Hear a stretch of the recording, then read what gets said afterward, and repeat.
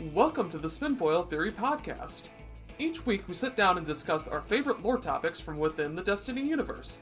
Specifically, we intend to take a close look at a specific question that has been nagging us and potentially the Destiny community as a whole. To fulfill that, our discussions tend to assume that you already have some background in the Destiny lore. Despite that, our goal is to be as lighthearted and welcoming to everyone as possible. With that out of the way, let's dive into this week's topic. Banter. Hey, do you want to participate in banter while we still have music over? The banter. Yeah, banter. Banter. All right. Now that the music's done, welcome to the Spinfoil Theory Podcast. I'm one of your hosts, Taylor-B. The other host that you have is TheBagelz. Howdy. How do? Today we have a special guest, Ellimist, from the Guardians of Lore. How you doing, sir? Pretty good. How are you doing? Oh, I'm in my prime.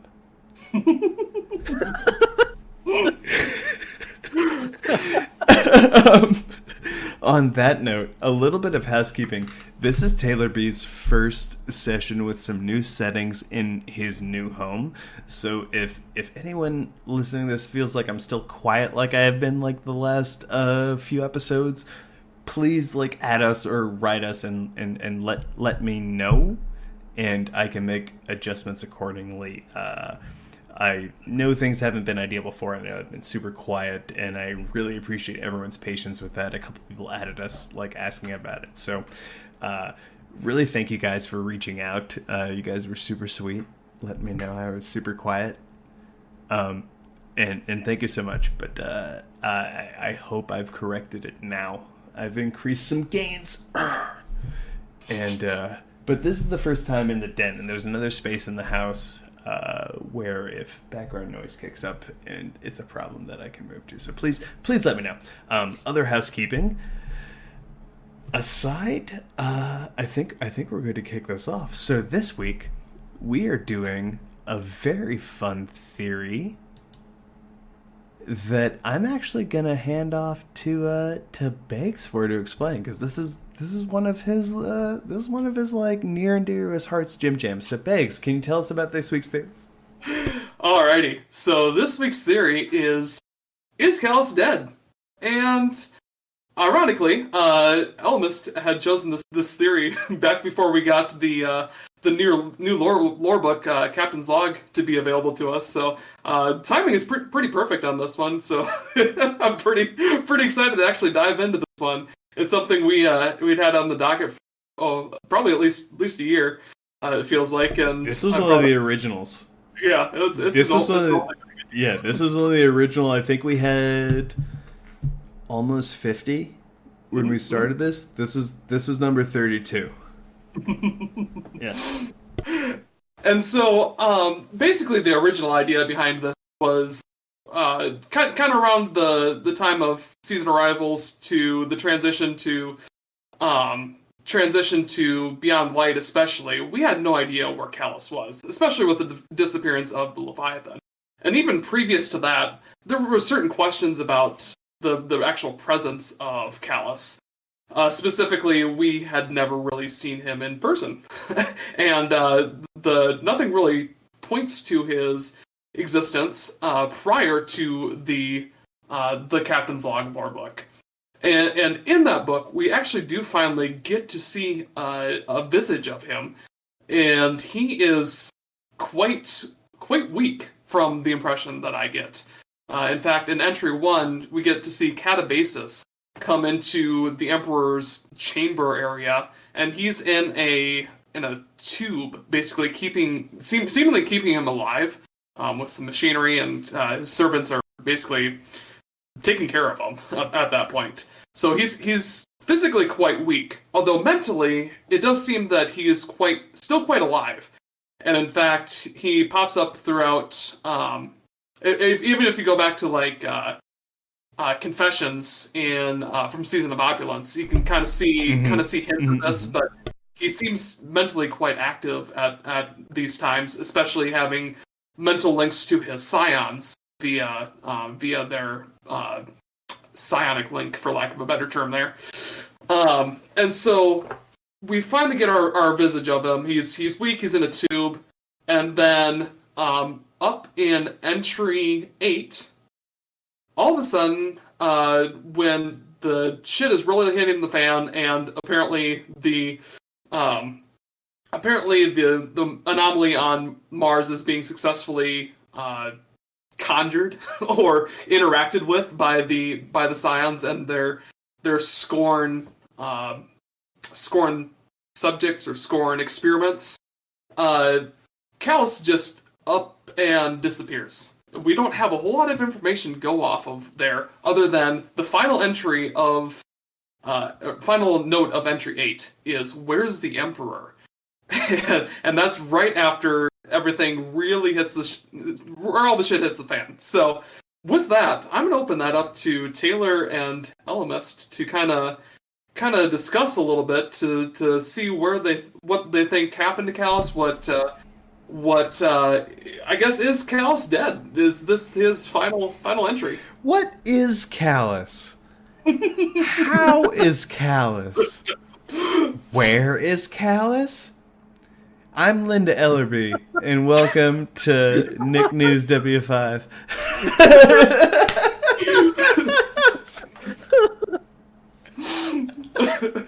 You really are in your prime today, aren't you? I was gonna say, yeah, no, I just both like made an awesome reference and dated myself so hard. Yeah, no. There's a certain class of millennial who remembers when Magic Johnson was on Nickelodeon. And then there's a bunch of people listening to this being like, "What the fuck are you talking about, Taylor-B?" Right. And Google anything I just referenced, you'll learn some shit and probably grow as a human being. Anyway, regardless of my dumb reference. But I really appreciate that. For me, the question of is Calus dead really depends on how you define it. And I find myself falling into a couple of different camps, and like, honestly, I'm gonna kind of pass the ball off to Ellimist here. Like, you created one of the camps that I am now falling into. My good sir. I personally do not think he is dead. Going off of, I believe it was entry 8 for the captain's log. The actual entry, and I'm only reading a snippet, it says, we cross, sunless, adrift on empty currents with no direction. Where's the Emperor? And there's nothing after that clarifies, like, oh yeah, Calus went here. But whenever we've seen Calus in that book, he's literally yelling at the darkness, yelling at the anomaly. And it's kind of like one of those scenes in a movie where somebody's yelling at God and then something happens.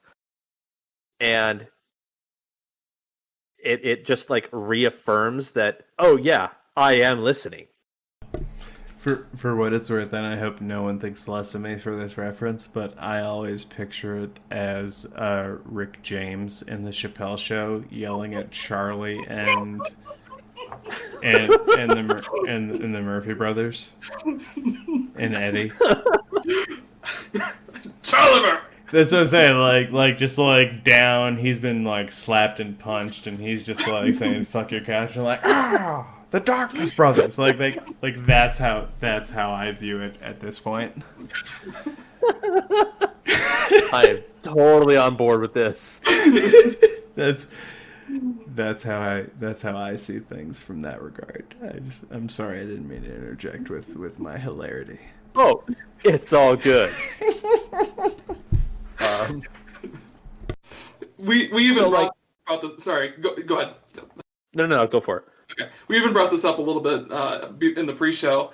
It seems to kind of parallel even against Gaul's interaction with the Traveler at the end of the Red War campaign, whereas the Traveler, it's definitively rebukes Gaul. Like he asks for the light to recognize him, for the traveler to recognize him who he is, and the light says no. It basically just stamps him out like an ant. And instead, here we've got Calus essentially calling out a very similar thing. I would say it's with a different tint, especially with the context of entry 1, where Calus is accusing the darkness of being a liar or a false god, something to that akin to that. But he is basically interacting with it on that assumption. And the darkness is recognizing seemingly either recognizing his doubt or recognizing his ability to call it out, something to that effect, and is actually either rewarding him or doing something else to him. It seemed like for lack of a better words, I feel like he's calling the darkness a tease. A little bit, yeah. And I'm sorry for the implications that implies. Like I really don't mean it in the same vein, but it really like if there's a better term that I could use, please at me. And I don't mean that like aggressively, like I would like to learn, but like the best way I can express it is that he was kind of like dangled some candy over here after he had been ousted from his throne, and it didn't really follow through to what was promised. Yeah. Absolutely. Yep. Yeah, like that's all I mean by it. That's really interesting that he's the first person to be disappointed in the darkness that we've come across, if you think about it, lore-wise. The stranger... Yeah, the stranger says, you can't drink too deep of it. The Elixir are like, no, this shit is baller. Even Calus was like super enthused by it. The Hive, like, man, they built a religion out of that jank. They did. And all I'm thinking is Calus is the first person to be like, you know what? You guys are some bullshit. After actually putting a bunch of effort into it. So, like, I kind of appreciate where he's coming from. Because, like, as a Guardian, like, as great as these perks are, the cost that I'm pretty sure is associated with it, I was like, you guys are some bullshit. I say in my high-pitched, high-me voice. So how about you guys? What do you think about Guardian-wise as a player? Because like I am definitely drawn by the stat bonuses and other things that come with using the darkness subclass at this point against the light subclasses, even though up until those came out, like I would have told you I was a gunslinger. 6 shot. It's definitely enticing in the Crucible. Well, just even like I can get 30 different stat points by slotting out my aspects in the darkness thing. I can't do that in the light subclasses. I don't like. Obviously, I don't think that was intended, but it's kind of like, yeah, no, this is super juicy over here. Mm-hmm. No, I think that's a fair point. It's certainly got a draw, and I think it makes sense lore-wise why it would do so. Even that it would try to pull in our Guardian kind of into its influence. Certainly, it seems to be trying to do different like the Elixir. It's trying to do that to them as well. So it certainly kind of makes sense that it would have certain stat bonuses that you couldn't find in the light, and it might be a means to just kind of pull you in, intrigue you. And it makes sense, and it tracks lore-wise. But I main a Titan. I have that new chess piece. I am turning my body into a weapon. Your body always was a weapon, ever since Six Fronts. It's like the Hawk Moon. The Traveler is secretly seeking out new. Sunglasses again. I want to put this out there as a stupid theory. Like, ever since Six Fronts, before Six Fronts, Titans defensive, shield bros. Mrr. Six Fronts, nah, man. What if I shot the shield into you with a high propulsion of explosions? And that's... I am totally, yes. Yeah. Yeah. That's how Shax made a name for himself. You heard it here first, folks. It was explosions. So he scored, basically, of the Destiny universe. Which is why he yells about throwing all the grenades we can. Oh yeah, no, he has a war rig like in his back pocket. It doesn't need to be on his chest. He has an armamentarium just sitting in his inventory, and he's like, Yep. "That's letting me throw all the grenades I want." Yeah. Yeah, no, I always imagined Shax as like, and say what you want about Taylor-B. God damn it. I want to know, him and Iron Man from the 90s cartoon both supposedly drank coffee through the mask. And I want to know fucking how, unless you're Mork from Mork. Yes, look up Mork and Mindy. I want to know how he was drinking the goddamn coffee. I always assume it's an emergency induction port. That raises even more questions. Like, you didn't solve anything. You just created more controversy, Bagels. Induction port? Okay, go on. That's all I ask about the interaction. Yes, he can bang Mara. I don't care. How did he drink the coffee? If the mask stayed on for the sex, that implies it was already on. How did he drink the goddamn coffee? Right? Yeah. That's what I'm saying. So guys, this Calus being dead jams. I gotta tell you, I think he's dead in the conventional sense. I'll say that. I don't think he has a corporeal body anymore. Yeah. I think in the same sense that an exo is an immortal version of a living being, I think whatever Calus is at this point is a facsimile thereof. I don't think this Calus is the Calus that first peered into the darkness and exited the ship. Oh. I think he's whatever's copied and left over and whatever, like, bullshit facsimile he is. And I really love that he can call out that he's not what he was promised. True. Absolutely. So I'm kind of curious on that thought process. So you don't think that this the same Calus that peered into the darkness? Do you want to elaborate on that a little bit? Because I'm kind of curious on. I feel like, so when one becomes ascendant, it changes what you are. Like, going back to, matter doesn't change, it cannot be destroyed, only change, or bleh, word vomit. Yeah, I would say matter cannot be destroyed, it can only be changed. Yep. I feel like, quite in a similar way to the Hive, to Toland, and therefore to Calus, I feel like they approach the darkness in some way as a mortal being, which I want to note on that because the Guardian didn't do so. We approached it as a paracausal being. True. Very true.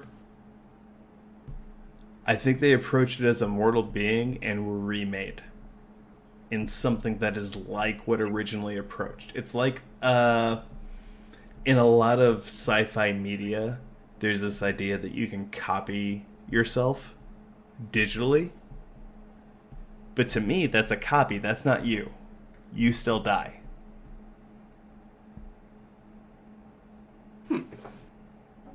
You know what I mean? It's not like they transfer what is you to that. It's they copy what is you to that.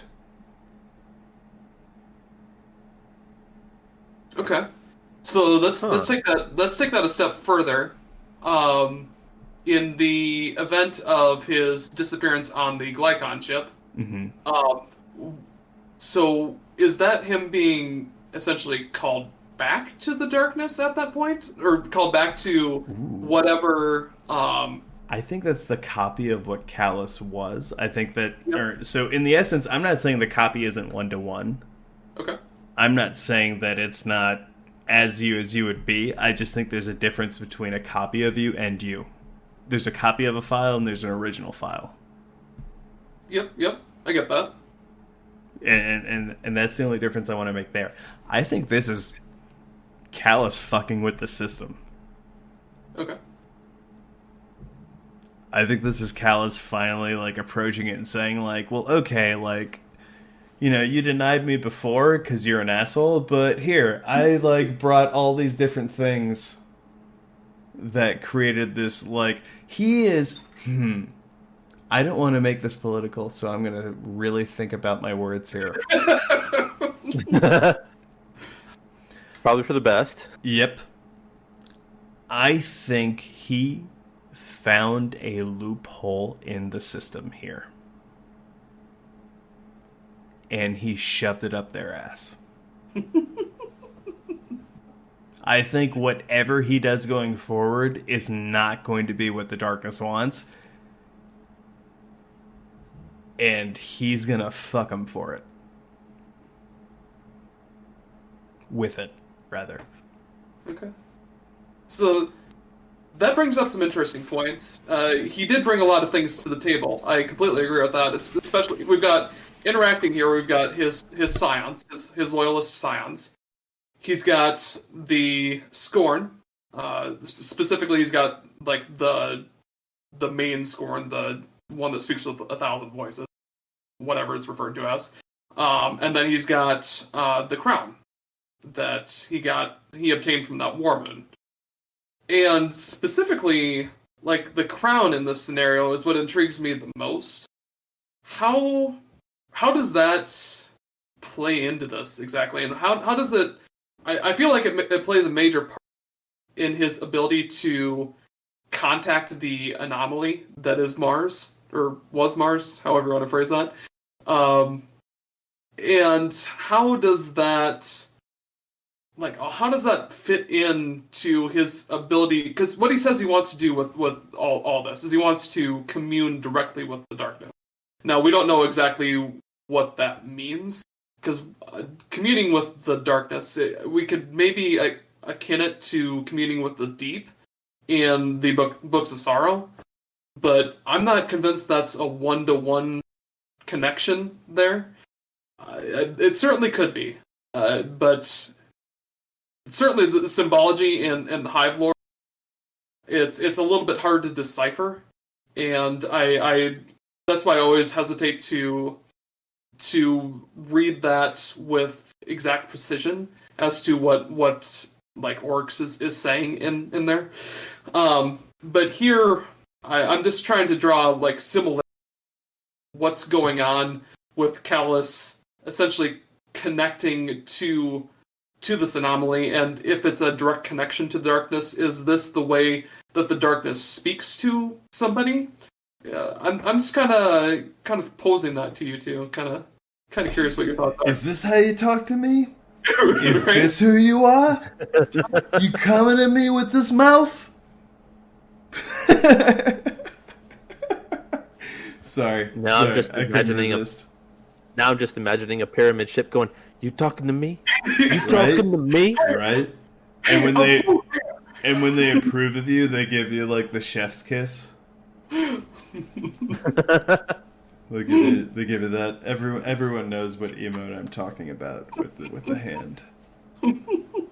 That's right. So that's a very interesting train of thought. I see. Like, I've wondered for a while now if what people do with the darkness or the light, or what I'm going to say is power energy, since they amalgamated the two in game, is so much. Is it an alignment or is it a technique?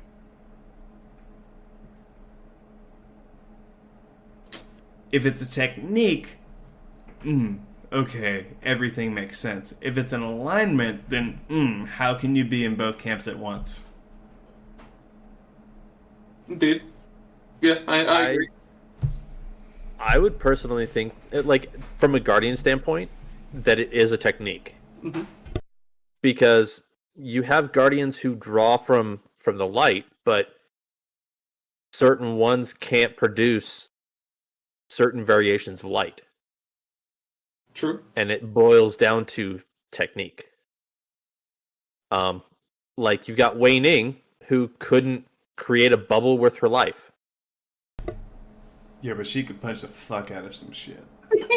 Absolutely. I feel like she was the first, like, missile titan. They just didn't tell us that so, like, blanketly yet. Right. She had an insurmountable skull for it, and she was just constantly hammering down with middle tree titan. She was the first one. Like, we all think it's like a missile titan thing we learned fresh in game, but she was there back in the Dark Ages. Like, no, like, you see that dude over there? I'm about to fucking punch him. And then Ariana's like, or not Ariana, who was her? No, partner? Ariana. It was Ariana. Ariana 4. All right, yeah. All right, sorry. And then Ariana's like, "No, you can't just. He's way over there. Like, how you gonna fucking punch him?" She's like, "Hold on, like, sit back here." And then, brrr, like, bam. Imagine if we had Thunder Crash in D1, we could get in all sorts.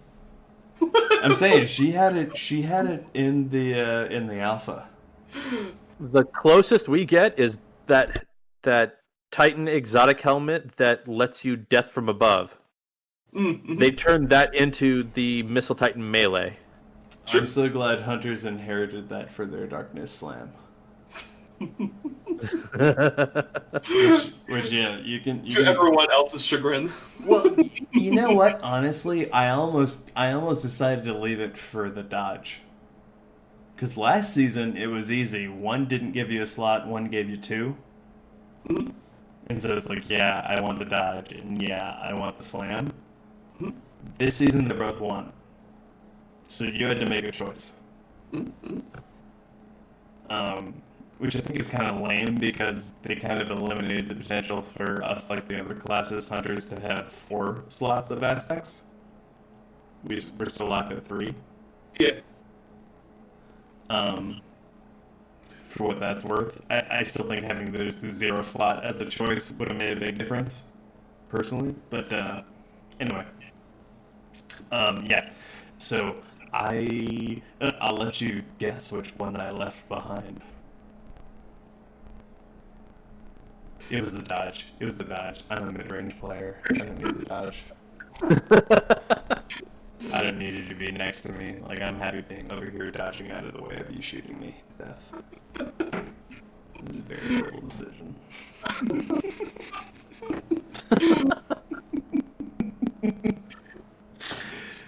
But back to what we were talking about. Okay, so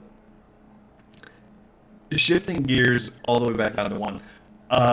As far as Calus being dead, I think ultimately, based on what I was saying before, I would submit that air quotes Calus is dead.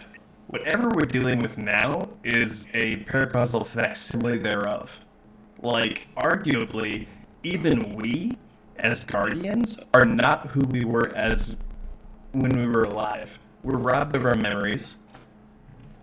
We have, like, a basic functioning level of amnesia. I still need to look up what the term for that is.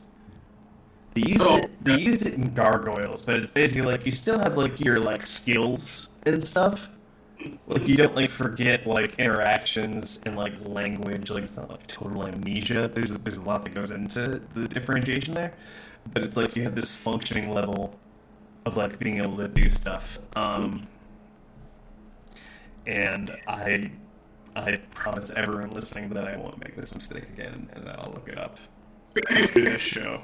But yeah, it's not like that, but, like, I kind of want to argue that because you're resurrected by a paracausal being within a structure, you are not who you were when you were dead. You still died. So whatever Calus is now, I kind of want to submit to you two that he is dead. Calus, as the Empire knew him, is gone. In the same vein as Alduin is dead and now Crow replaced him. Mm-hmm. Sure. I think that's a fair argument to make based on what we've seen so far. Particularly, the disappearance itself certainly suggests something paracausal in nature occurred to him.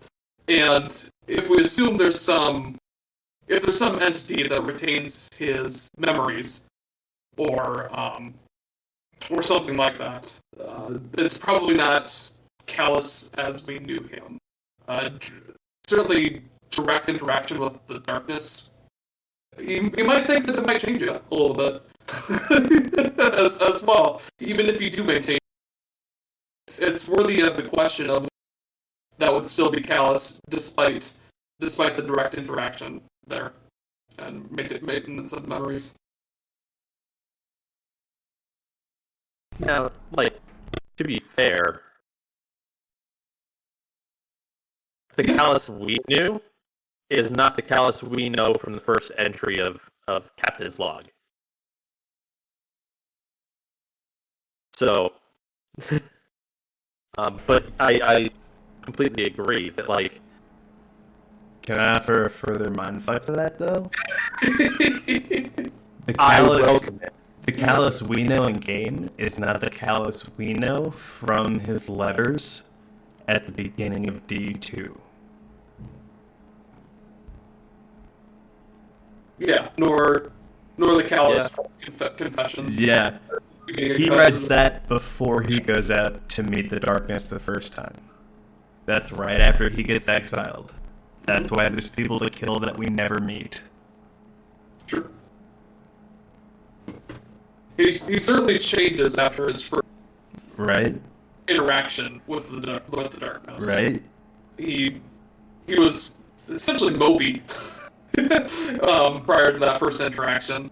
Moby, and you could get stolen by Obi. Sorry, I had an Eminem moment. And I guess it's a fair point to make that we don't know 100% sure that it was the darkness that he interacted with back then. It's referred to as the void, I think, in all points that I've seen it. It certainly sounds like the darkness that he would have interacted with. I want to put this out there. Black holes, voids, used to be called dark stars. Mm-hmm. And Absolutely. I feel like quite similarly in Destiny, the void and the darkness could be equally interchangeable, because that's what he knows before he interacts with us in the solar system, I should say. And by extension, the deep would be the hive interpretation of that. Mm-hmm. Mm-hmm. Someone's picking up what I'm putting down. Absolutely. Yeah. It very well could be terms for all exactly the same thing. I just wanted to throw some caution out there because when they do use these different terms, I try to at least call that out because we don't know for sure that they're all 100% the same. Well, and it always makes me wonder, like, going back to techniques versus alignment. Mm-hmm. Maybe all these things are equally valid and different. Maybe it's just what they're reaching out to is a different technique or interpretation of the same thing. Sure. If that makes sense. Sure. I think that makes sense. Yeah. Yeah, so for what it's worth, guys, we've met many interpretations of the darkness. We've met many different techniques of the darkness. When are we going to see the different technique of the light? I know there's 3 different subclasses, but what I mean is, like, what if there's a way to use the light without the traveler? Well, we already saw that in a way How do you mean? during the Red War. The Traveler was caged up, and we didn't have access to its light. So we had to find another source for our light, and that's what led us to the shard. That's 100% fair. What I was going for more here, though, is we're still using the techniques that, like, are through the Traveler that we learned. You know what I mean? Like, we didn't, like, learn... That's fair. You know what I mean? Like, yeah. And so Yeah. what I'm thinking about here is, like, what if there's, like, a rogue light entity who shows up and is like, hey, like, you can still use your solar subclass, but, like, F the Traveler. Come hang out with me. I'm going to show you how to wield it. Because, honestly, like, we have two different examples, like, very substantial examples, I should say, potentially 3 examples, but, like, of how to wield the light. We have the Hive. We have... Well, actually, I should expand this even more. 4. We have the Hive. We have the Vex, who had worshipped the darkness. We have how we wield it as Guardians. And we have the Scorn. I think you mean the wielding the darkness. Is that? What Yeah, you mean? that's what I was saying. Sorry if I cut out. You've also got the Elixir, the Fallen, in the most recent campaign too. So That's what I meant. I thought I listed that. Sorry.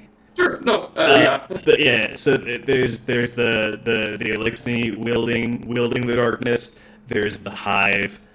I guess that's what I meant by, like, us the Guardian. I guess, yeah. I should say. okay. And then there's the Scorn, who are doing it, like, slightly differently. But, like, that's how they achieve, like, their undead status, because they're the only canon strike that we repeat over and over. Right. That is the only strike that canonically we continuously go do. And so those are 3 different functioning ways to wield the darkness, but we only have, like, 1, air quotes. Like, I know there's 3 different subclasses, but it's all through the Traveler and our Ghost.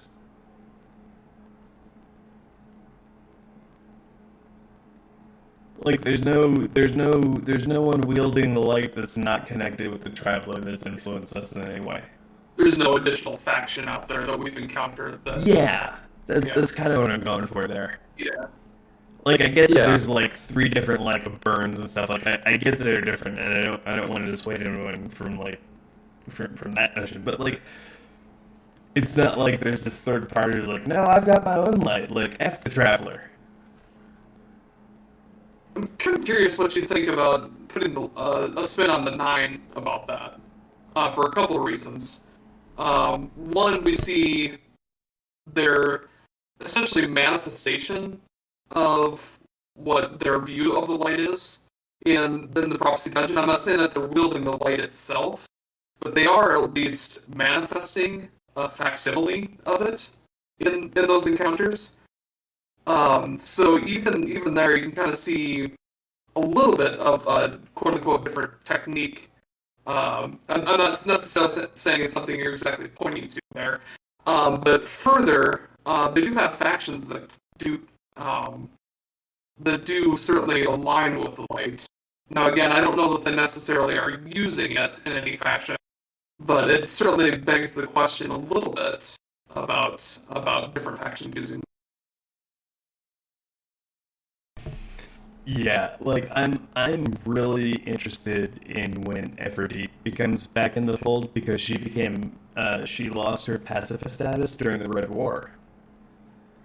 But she did live with that colony that I can only assume, if it was lucky to be on a planet that wasn't absorbed by the darkness during the season of arrivals.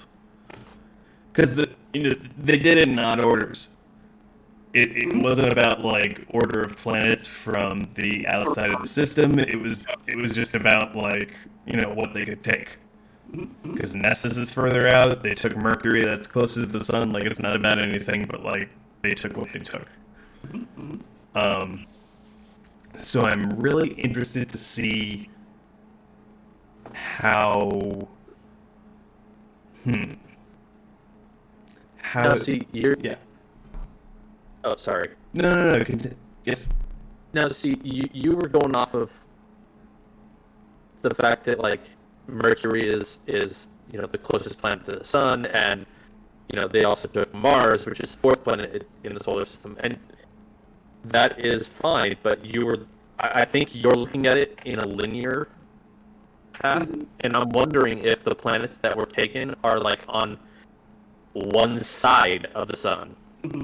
It just happened to catch them at that station or something to that effect. Right. I'm willing to say that, but like that's why I'm curious as to where Aphrodite's pacifist enclave was, because I haven't heard that they got absorbed by the darkness. We haven't heard anything, but we know that she reactivated during the Red War.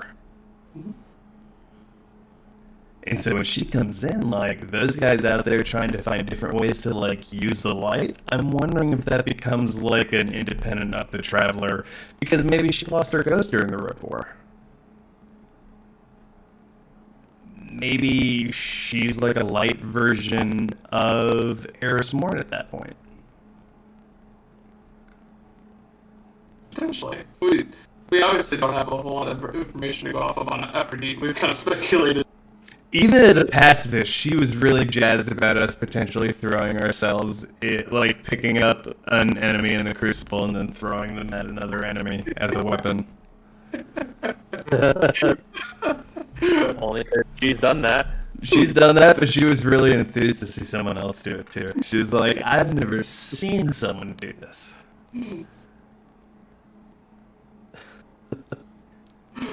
She had some great dialogue. She was very enthused for our self-violence. I'm sure if you go back to D1, she's still the vendor, because Saladin is doing the Saladin stuff. Except for the fact that there are no more Iron Banners. No more Iron Banners in D1? Yeah. Yeah, they did away with SRL, Iron Banner, and Trials. You can still do SRL in private matches. Correct. Yeah, just as like a general matchmaking mode. That's so sad. So sad. Yep. So sad.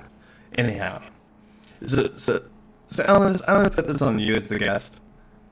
What are some of your thoughts, man? Like, I know we've challenged the different, like, wieldies of the light, and we've gotten a few, like, down a few different tangents here, but, like, like, downshifting again, or, like, maybe, like, yeah, downshifting back again. As far as to what's your opinion on Calus's dead status? Is what he is now Calus? How do you feel about that? Like, is he alive, or is he dead? Like, do you have to be dead to become ascendant? Because if we go back to the Hive, in the one book of sorrows that we have, like, they kill themselves as a favor to learn and grow from, because they can hide their deaths. I feel that Calus is still alive. Now, whether that's physically or as some, like, ethereal entity is totally still up in the air. Because, like I said, that one entry from Captain's log is literally just, oh, we crossed into the anomaly, where's the Emperor? So I'm of the camp that he is still alive, but more of how is he alive is a whole other discussion. Yeah. Yeah, like what you define as alive. Yeah, Right. more or less, it's totally alive.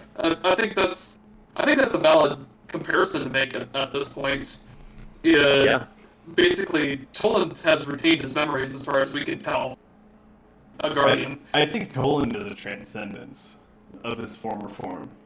As And opposed to, just for what it's worth to round this out, Yeah. as opposed to, like, the Clovis Bray Eye, or even Banshee, that's a copy. yeah, more or less, I would agree with that. So I guess if we define dead in the sense of Toland, I would say that in the common sense of alive or dead, he's dead. Similarly, I'm guessing Calus is dead based on this. I know it's going to be hard to say exactly. I don't think we've seen the last. I'll say that much. I think We're it's going to see way more Calus. out there somewhere, and we're going to hear some more voiceover. But yeah, it's a good question to ask exactly how he's existing. He could be any number of places or beings, I guess, at this point. He could be a wisp of light like Toland in the Ascendant Realm. He could be existing on the Scion mind plane for all we know. He could even be a being like the Nine, and maybe they become the 10 for all I know. Well, so here's the thing about the Nine, though. As Clemmate Second and I were playing the other night, we were doing the God, what's the mission from last? The 3-man little dungeon. Harbinger. We were running that the other day, and it was really interesting to note because we run around in the second wave when you're out in the open area, sort of sandy like mishmash, and you can get the different lore as you find the emissary, like hovering over the different areas. Oh, you're talking about prophecy. Oh, prophecy. Yes, sorry, not Harbinger. Yeah, gotcha. Yeah, sorry for my brain fart, everyone. It's all good. Sorry. I made it more subtle because I said it in Canadian. But anyway.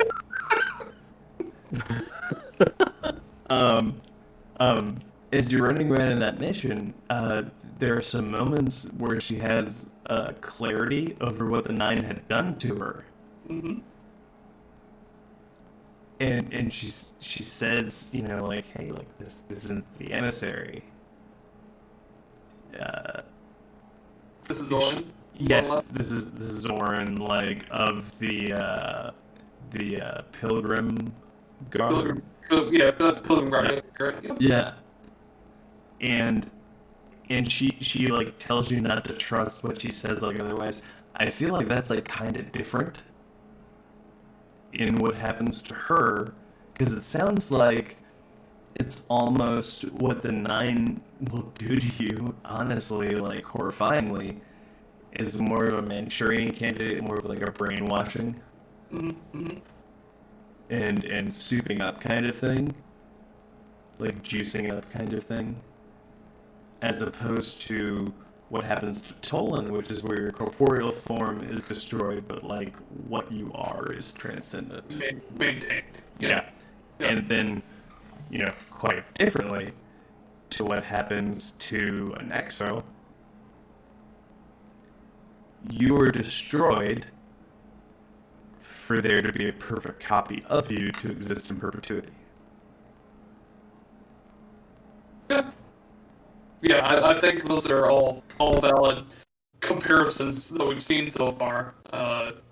We just right now we're kind of hitting that point where it's like, what the heck actually happens when you directly interact with the darkness? And I guess it could be like Oryx. He might need to be brought back. Like he still has the Leviathan out there somewhere. He could have his loyalists, especially the Scions, attempt to bring him back to our. We never destroyed Oryx's soul. We only destroyed Crota's soul.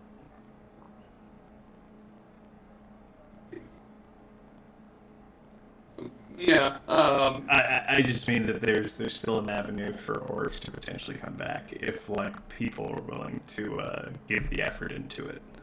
Okay, I see. Because that's what they were trying to do to Crota when orcs finally arrived. They were trying to summon his soul back in the crystal, and you interrupt that in one of the missions. Except for the fact that when Shadowkeep first dropped, all of the lore pointed to the fact that the Brood was trying to resurrect Crota, or Oryx. Sorry.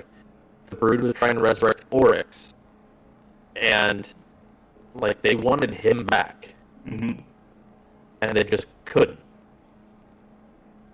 Yeah, but I guess, like... I wonder if that is because a part of his soul is somewhere. Well, it has to be like his in the reckoning, his reflections were still dancing around. I think that's just like the Drifter's manifestation of something. Yeah. We connect to like evil to fight, more or less. Yeah. I gotta tell you guys, I think that's giving the Drifter too much credit. Well, and maybe not the Drifter, but The 9? so yeah, it's that space that we're in when we're fighting the orcs. Oh, the 9 yeah. space. Yeah. That's. I think the 9 has something to do with that. I don't think it's necessarily the Drifter that's putting those shades together. I think it's probably the 9 that are manifesting them, and the Drifter is basically leading us to them. Alright, so, like, maybe we can add this to the theories too, but, like, I always kind of felt like that what the 9 did was funnel them into a space that they controlled. I never felt like they ever controlled the Taken. Neither does the Drifter. I feel like what he does is he... Like, even in that cutscene, he summons the Taken Knight behind that hunter, I believe it was, that was going to, draw on him during their card game. Mm-hmm. But then it goes away as soon as it kills the hunter. Actually, it turns on the Drifter for a second. But like, he's able to pull it back. Like, he's not in control of it. He's just able to, because of whatever deal he cuts with the 9 or whatever deal the 9 cut with him. Emissary that pulls it back? Like, the Drifter has nothing to do with that captain not killing him, essentially. No. Like, they can... I feel like they can take it away from him, but I feel like he has their blessing to where he can pull shit like that. Okay. That was my interpretation of it. Like, it's not something that he is ultimately in control of. It's something they kind of blessed him with. Yeah, that's kind of my impression. Yeah. Yeah, but, like, he definitely, like, used it there in a situation that they didn't care about. They were happy to keep him alive. Mm-hmm. And let him, like, pull that knight out of thin air. Mm-hmm. On the derelict. It's an interesting point to make there. Are those actually taken? Or are they, again, just manifestations that the 9 will into existence? I'm not. I think they're taken. I think what the 9 do is try. I really enjoy the theory that the 9 are extra universal, and they're trying to figure out how our universe works. Mm-hmm. Mm-hmm. And they came in post-Traveler, post-Collapse. And so there's a lot of silly shit. Like, alright. I feel like whenever we go into the 9's universe, like, there is a possibility that the Taken they encounter, like, could be facsimiles thereof. But I submit that in that cutscene, it really shows that they're able to, like, just kind of, like, shunt things where they want them. Regardless of whether or not they can control the person that they're shunting. Shunt is a new verb I'm adding to the lexicon. Shunt. And we know that that's true, actually, because the 9 are dark matter, and they don't understand paracausality. So anything that they do is to try and understand the universe in such a way that they can sever their existence from the universe.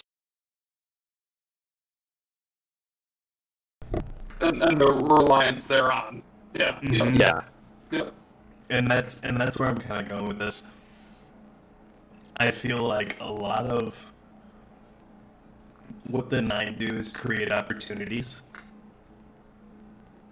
And that's why they can't actually change what Orin is. There might be a way we could free the emissary from the control. I don't know if we can get her ghost back. But if she can have moments of clarity within their realm to communicate with us, I don't think she's truly gone. Yeah, I would tend to agree. Even in the brief flashes that we get of her seeming ability to break through their influence, it would seem to imply that at least part of her remains. I don't see why it would be impossible for us to eventually break her through. I tend to agree. How about you, Alan? I definitely agree. And other characters in universe think that it's a possibility to bring Orin back. There's a lore entry in it's the lore book, The Warlock Anor, where Anor is talking to Drifter, and she says something to the effect of like, and I think you can bring her back. So we Certainly know there's that a little bit of precedence for it there. Yeah. 100%. I think we're ready to kind of bring her back around and wrap her up with final scores. If you want to go ahead, Taylor. Yeah, I can kick this off. That's exactly where I was at, Biggs. Were you feeling my energy? I think I was. Okay. I think about how far we got off topic. Okay. For what it's worth, we went on a lot of tangents today, but I think they were all related to the central topic. I really want to praise us on that. Like, everything we said had some bearing on the, like, is Calus dead? Because we were talking about the light, we were talking about darkness, like, we were talking about all kinds of stuff. And so this was not a rabbit hole. We stayed on topic, at least tangentially. It might have been about 5 tangents down, but yeah, I agree. Yeah. This is I'm when you all listen to this, be like, all right, like write to me and let me know, and I'll talk about things. Ooh, bagels. You know what? We had a write-in that we haven't done. Bagels, tomorrow. Would you be down for a little 15-minute special for the write-in we had? Let's do it. Yeah. The person who wrote in knows who they are, and we love you. And you're about to have your own jam again. So, booyah. Aww. Yeah. No, like, they wrote in, like a while ago, but, like, I'd been moving and, like, all this other stuff, and super fan of the show, and honestly, like, an influencer in their own right. So, boom. Life happens. Yo. This is the first recording from my own house. First house that I've ever owned. In my life. Bagels is recording from his own house at his own time because he's a demigod of opulence. I'm just sitting over here like Calus, man. I'm sitting drinking from my chalice. Yeah. No. Everyone, I don't mean that as a flex. This is like a dream come true type of thing. No, because, like, you can be assholes, right? Like, not everyone, like, you know what I mean? Like, no. This is, I've been very lucky, and here I am. Just want to put that out there. But yeah. All right. So I'm gonna move this to final scores. I personally give this. I'm gonna give this 182 plausibilities. With your favorite rendition of Michael J. Fox in Back to the Future. Like, revving it up to hit 88 miles per hour as it becomes awesome, and you're like, yeah, that is plausible.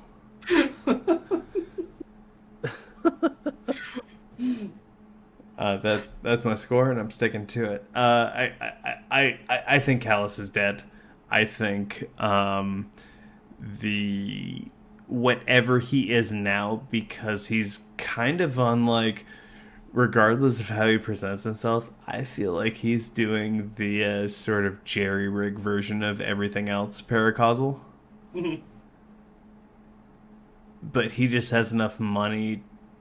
He's the Batman of the Destiny universe, whether you like it or not. He has enough. Yeah, he has enough money to throw at it to where he matters. When you've got enough of a loyalist army that can pilot just gigantic ship around, you typically have enough resources at hand that you can emulate all other paracausal races. Yeah, he's got enough money to where like he can say like, I don't care what effort you put in, I can buy my way to it.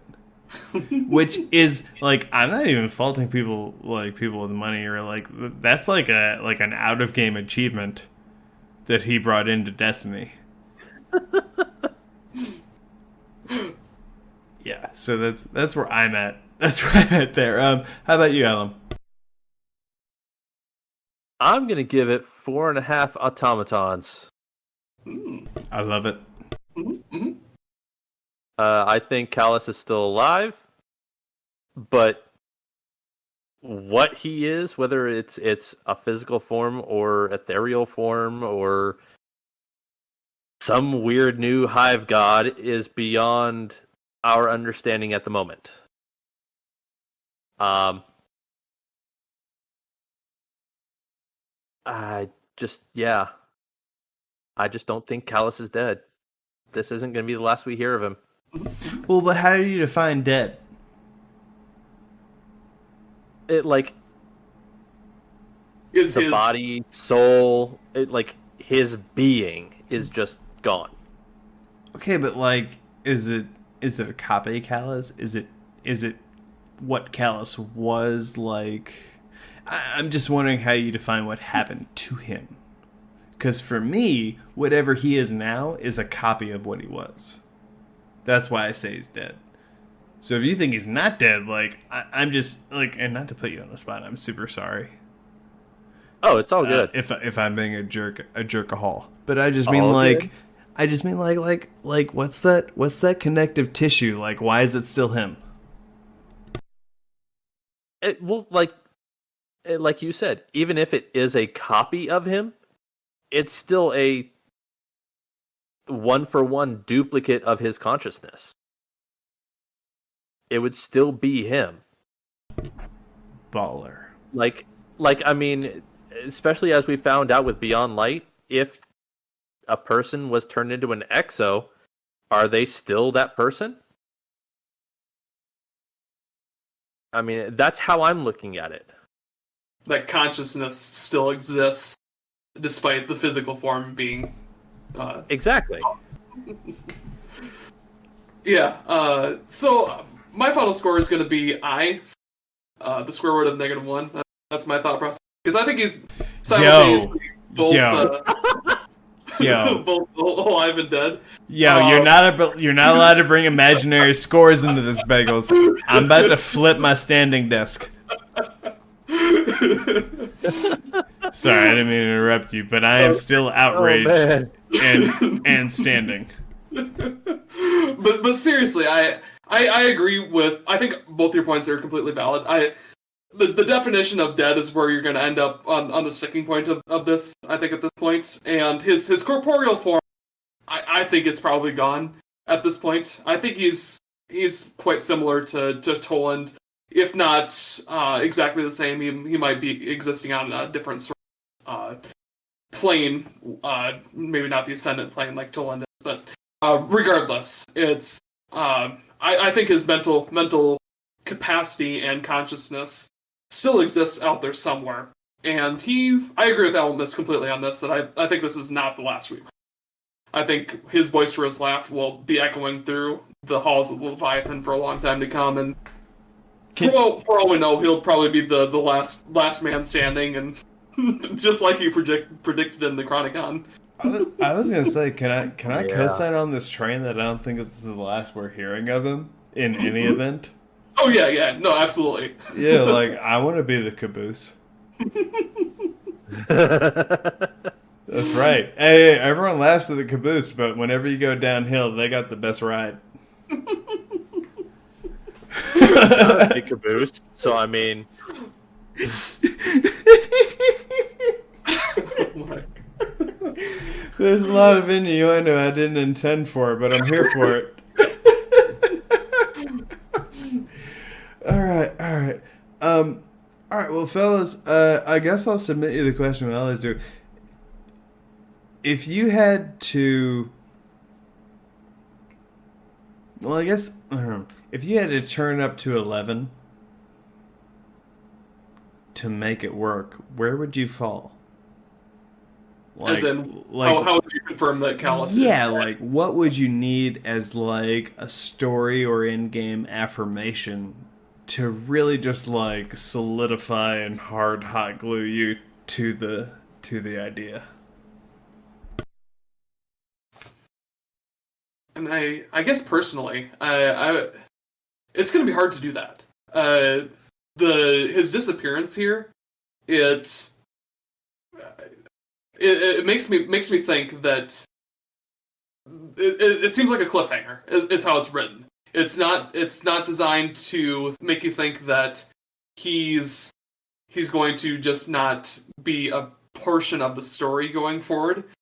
And so I definitely believe that if for them to outright say that he is like dead and never coming back, I would have to see something like some sort of just like see his body lying there in a heap, and basically I don't know how you confirm that in the Destiny universe is somebody's soul it didn't somehow transcend that, but there would have to be some sort of confirmation on that, like, oh, his soul's still here if I wanted to, sort of thought. I can dig it. And you, Ellum? How about you? Is there anything that could like turn it to 11 for you and just make it work? honestly, just confirmation one way or another. Mm-hmm. Like, if we could find his dead body, find out the automatons are, decrepit and not working because we know he controlled them from, a distance. Or if he showed up and one of the automatons is actually talking to us, like, just some confirmation. I can dig it. I'm in the same camp. Having read a little forward, finding out how he controls the different automatons. Mm-hmm, mm-hmm. And so they're all him and not him at the same time. Mm-hmm. Yep. Is wild. And I love that he can kind of split himself into multiple ones. Simultaneously, yeah. Yeah. That's some cool shit he couldn't do before. Well, And and Oh, I'm sorry. and that fact right there makes me think that the four servants he had who were carrying the actual Calus were automatons. Oh. I'm here for this. Especially with the fact that, like, they talked about, like, Calus's multifold laughter. Mm-hmm. Right. Well, here's one that always made me kind of itch. The Scions seem to be backing Calus, and the Scions also seem to be independently of Calus, acting on their own accord. Yes. I don't know if that's because he freed them and therefore they trust him, or if he created his own kind of like super smart faction within the hierarchy by way of like trying to free them. Like, either way, it's politically genius. But I feel like the Scions might be aligned with Calus. I'm not saying he's in charge of what they're doing, but I feel like he might be an ally of theirs. I kind of get that feeling as well. There's not a whole lot to point to at this point, other than to just kind of a general feeling that the Scions seem to be more supportive of Calus than they are of the Red Legion or of the.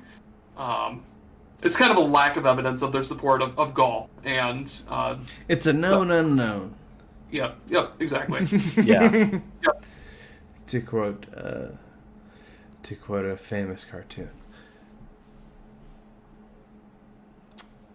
Boondocks. Anyway.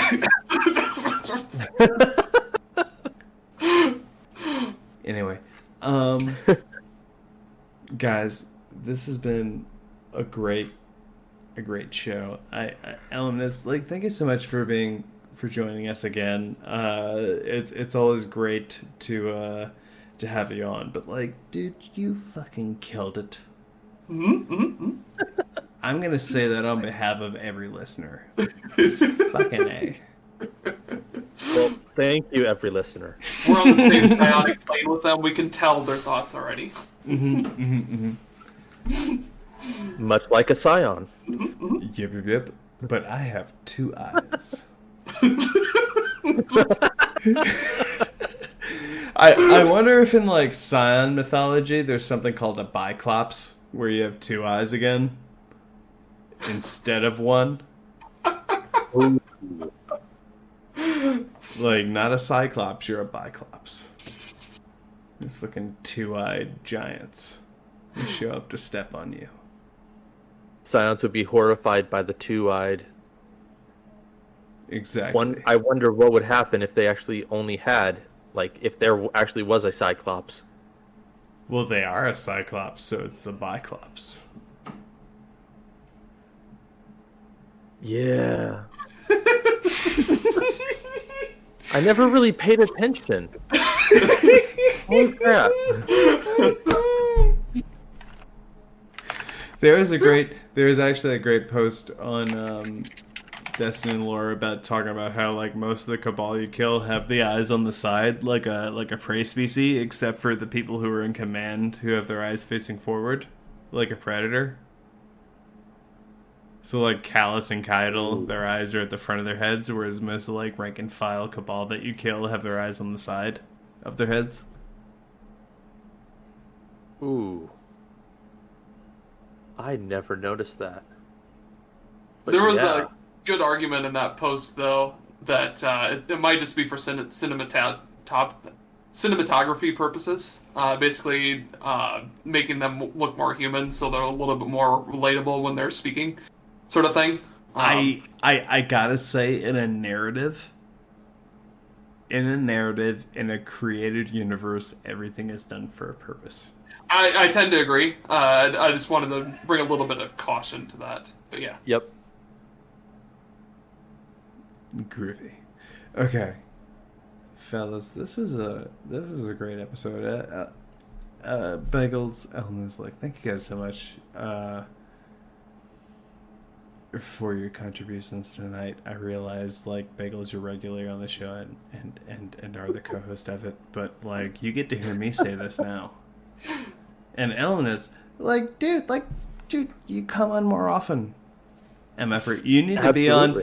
I want to lay the seeds for this now. If I can afford it, I totally intend at the next Guardian Ton or GCX, whatever it's called now, to just buy a booth and make it the 5 Timers Club Lounge. And so only people who've been on the show 5 times can sit in there. And so far, there's only one person, shout out to Wicked, love you, bro, who's allowed to sit in on that. So, you got some work to do. Definitely got some work to do. I just want to put that out there. And there's going to be a Snapple. There's going to be, refreshments and, inflatable furniture. It's going to be really sweet. I am sold. Yeah, I am sold. It's gonna be really sweet. You're gonna be if I haven't been on the show 5 times. Ooh, sorry. I'm so sorry. Like, oh yeah, no, this is the Five Timers Club Lounge. You've really got to be on the show 5. I'm sorry, it's in the name. It's not us. It's management. Oh. Oh my. So I'm looking forward to that. Sir Ilm, you got any shout-outs? Shout out to you guys. This was a lot of fun. It's always fun coming on and talking to you guys.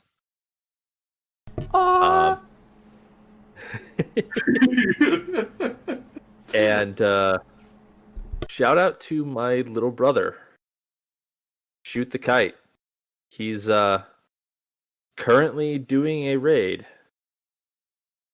Deepstone Crypt, and I'm hoping he got the Eyes of Tomorrow. Is he one of the cursed guardians that Me can't too. see bullet? Like Yes. Taylor? Like Taylor?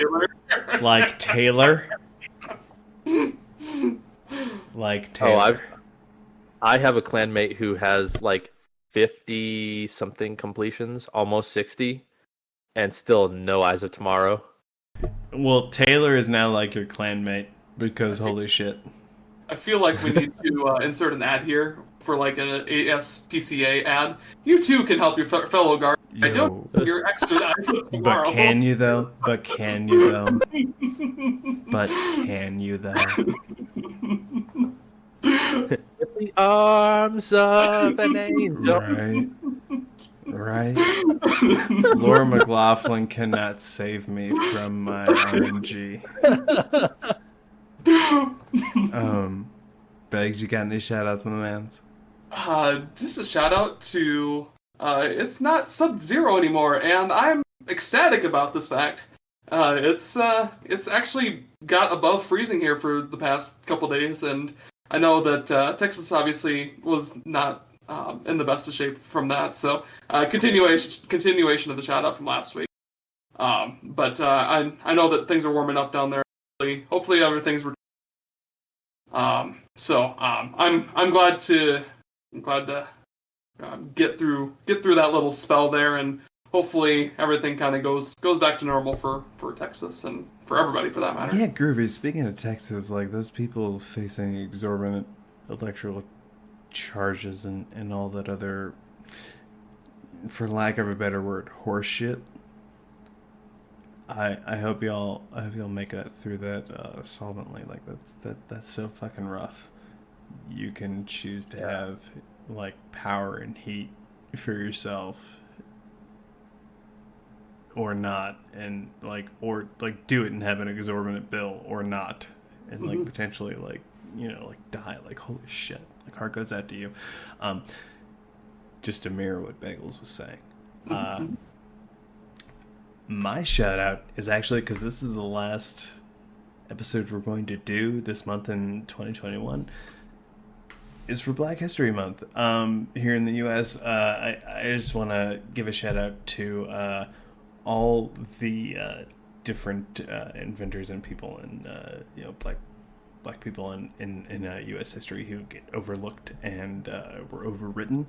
And I just want to like kind of mirror what we've said many times before: Black Lives Matter. Just very blanketly and flatly, Black Lives Matter. So Absolutely. That's my shout out for this week. Yeah, can't argue with that. Absolutely. Yeah.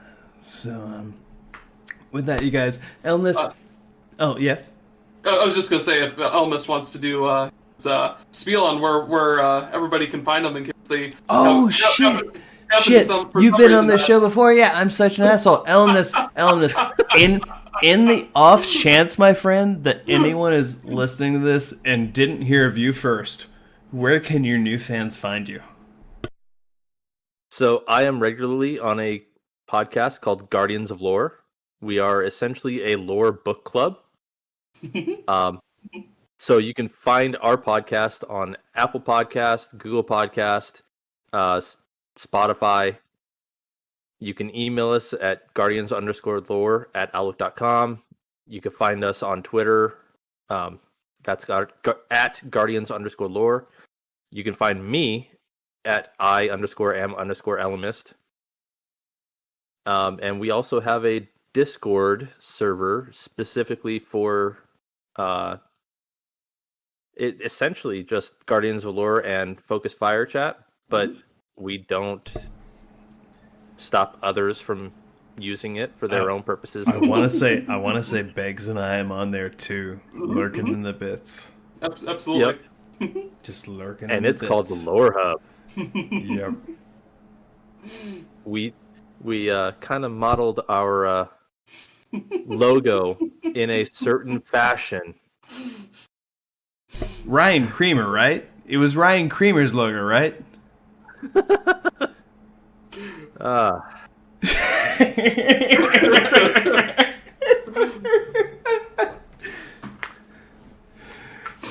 I think, yeah, I'm not hearing a no in the immortal words of Dr. Zoidberg, but yeah, groovy. So with that, everyone, thank you, Ellimist, for being our guest once again. This was amazing. This was a great episode. I really dug that.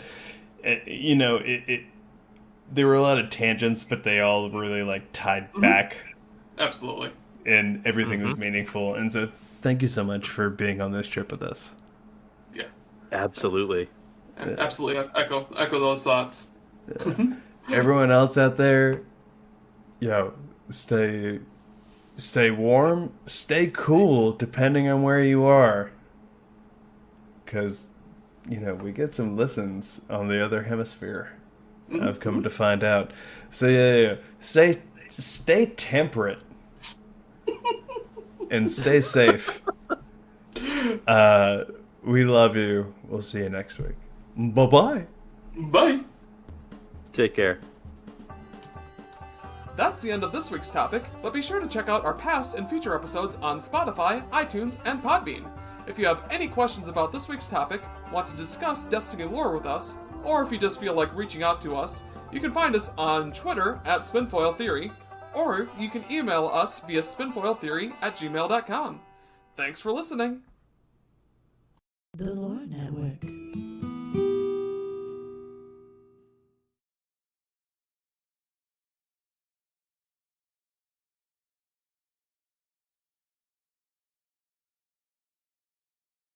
So to that then, since I feel like I'm on a similar page of information, I would like to hope that by the end of this season, we could do something to potentially wake up Catabasis. Because otherwise, this just adds to the list of how fucking ass the Guardian is at rescues.